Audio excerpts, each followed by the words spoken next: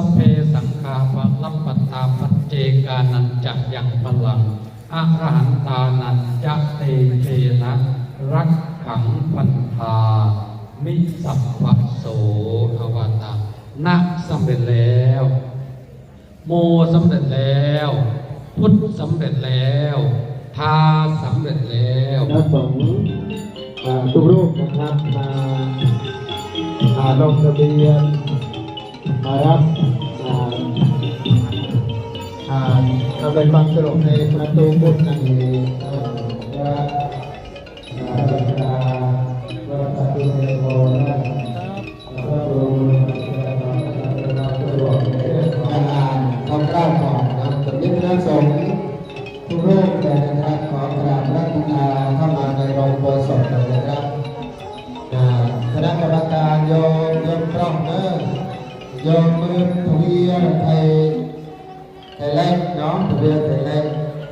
ทวีกำแพงแก้วให้เปิดปิดก่อนน้องให้เปิดทาง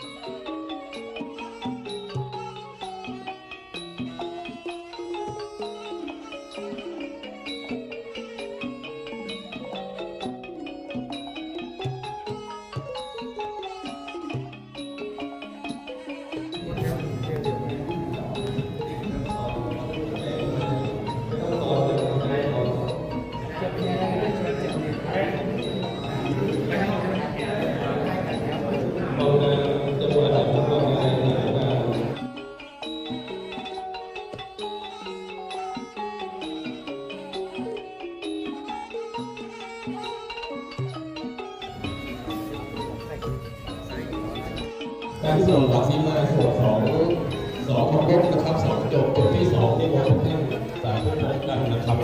องค์ที่ภรรยาไม่เก็บครับไอ้เนี่ยลงที่เนี่ยช่วงนี้ครับแต่ตะวันออกไปหาคะแนนนิมนต์ไปต่อเลยตัดไปแบบนี้เรื่อยๆนะครับให้นิมนต์